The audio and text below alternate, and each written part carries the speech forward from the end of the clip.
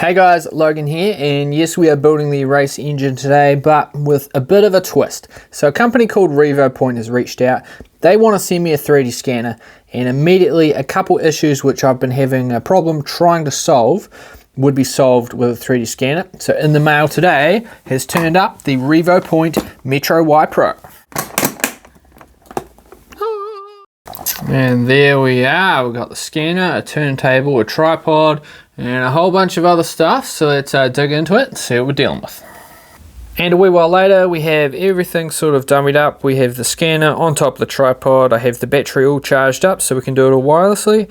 And we have the wee turntable connected and all powered up. So that's pretty cool. So now we're gonna have a go at 3D scanning this 3D print from a while ago and see how we go. So this thing's buzzing away, and yeah, as you can see, it's sort of rather idiot proof. All I've got to do is keep this sort of curve near the excellent, which is currently looking pretty good, and that just means that pretty much that this is the right distance from that. You sort of just set it up, and yeah, as you can see, it's automatically going through and doing a whole bunch of pitches, and it'll stitch them together at the end and hopefully have a half decent CAD model. It's the next day now, and I think I'm sort of getting comfortable with using the software and the scanner. I'm starting to get some pretty good results, and yeah, I'm pretty surprised with the detail it's able to pick up on this 3D print, layer lines and everything. So now I'm going to have a go at scanning an R6 cylinder head combustion chamber, because there's one thing that I do need to do on my current head.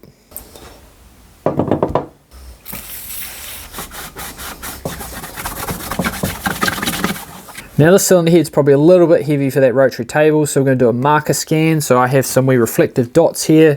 I'm just going to put them around the combustion chamber, and that'll let the scanner know where everything is. And that's why I've given it a really good clean, especially because of how accurate the scanner is. I don't want any dust or dirt or carbon showing up in our scan results.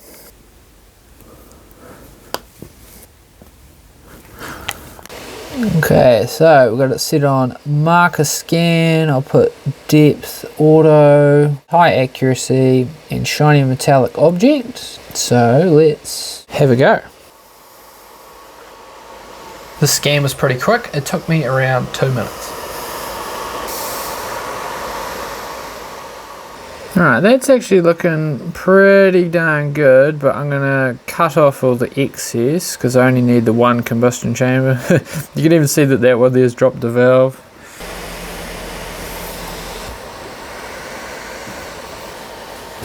I figured it out. This thing's touchscreen. I can just zoom in like that. Oh, that's way easier. So there we are. There's a very detailed combustion chamber. So once I've edited the scan and turned it into a mesh, I can import that into Fusion 360, and then I can manipulate it in a bunch of different ways, turn it into a toolpath for a CNC machine, or turn it into a 3D print.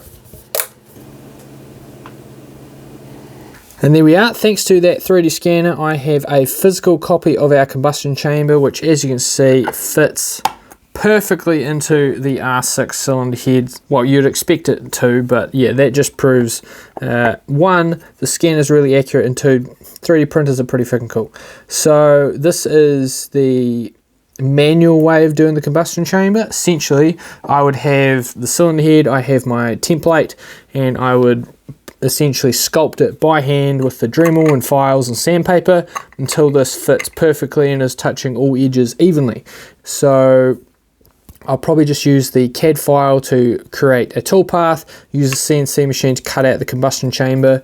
Unfortunately, my desktop CNC does not have enough height to actually fit the cylinder head in it, which kind of sucks. So I'll have to hit up some of my friends who have got CNCs, and yeah, hopefully they can help me out. Otherwise, I'll be sculpting it by hand. Now, talking of friends who have lent me a hand, my mate Sam has actually lent me his fancy laptop to run this 3D scanner software, because my computer doesn't actually have a graphics card and it's pretty darn lazy. So I'm going to make hay while the sun shines. For example, a few videos ago, I talked about should I make my own crankcases, and the decision was pretty unanimous that I should get the engine running as it is before I make my own crankcases. But I didn't say anything about designing my own crankcases, so let's get to it.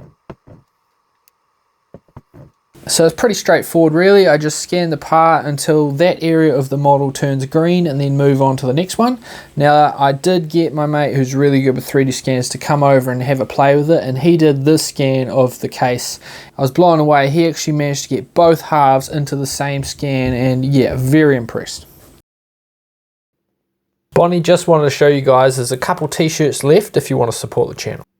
Now they have this printout of our 3D scan, I can get on to sculpting our combustion chamber.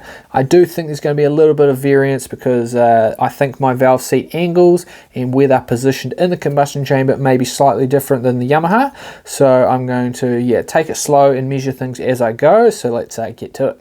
First up is measuring the exhaust valve guides I made in a previous video so we can cut them to the right length. And I was just looking at the ports and I was like, they actually look like they need a little bit of tidying up, and I should do that before I install the guides. So let's grab the Dremel and do some porting. Just for reference, this is what our ports are looking like at the moment. So let's give them a clean up. Alright, so I'm going to start off by hand with some 120 grit. This is going to take a while, so hold please. If you think you can figure out how long I actually spent tidying up these ports, leave a comment below.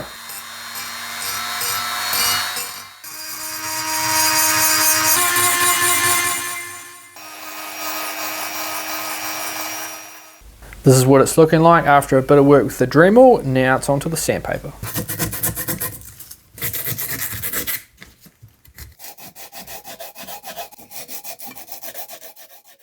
After what felt like an eternity sanding, I'm finally onto the last step, so doing a little bit of wire buffing and then some polish for the exhaust ports.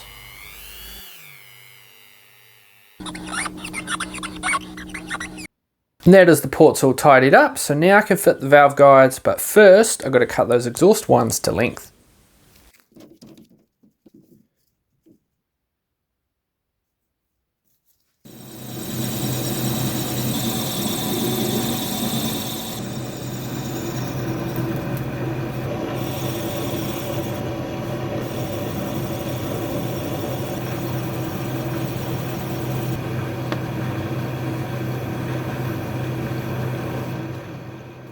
And there we are, those exhaust valve guides have been cut to length, and I've put a nice gradual taper to help them centralise when we're installing them.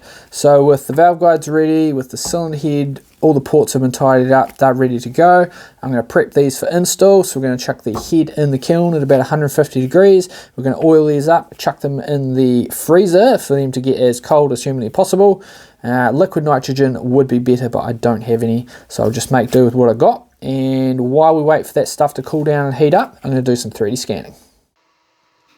What I'm scanning here is the gearbox selector drum. Now this is something that I wanted to model and redesign for a very long time. Now that I have an accurate 3D scan of our selector drum, I can spend several hours in CAD designing my own one that is about 100 times lighter, because frankly this weighs about 3 tonne. Now that will have to wait though, because our cylinder head's up to temp, so let's go smash some guides into it.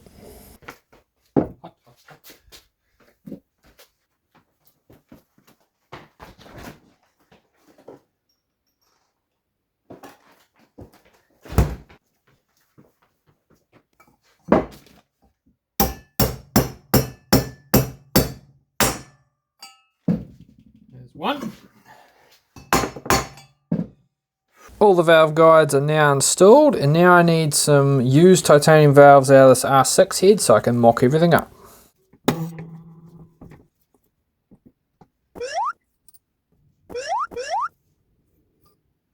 Well, they currently don't fit, so let's do something about it. Next, we're going to bolt the head to the sine plate, chuck it in the mill, and then we can use it to get all the correct angles.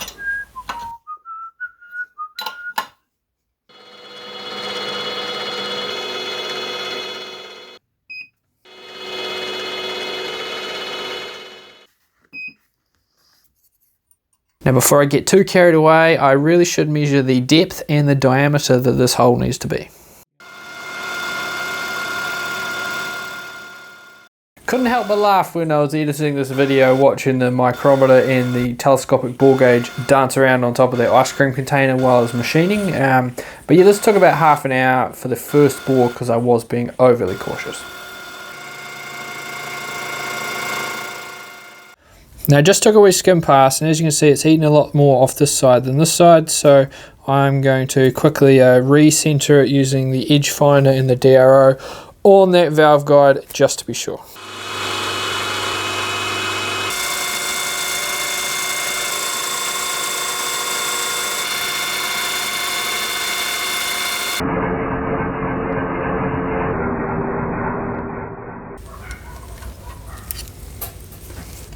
Bingo. The intake ones are done, and now I've got to rinse and repeat for the exhaust side. And there we are, that is the exhaust valve seat bores done as well. So those are all ready for valve seats to be installed. Well, kinda.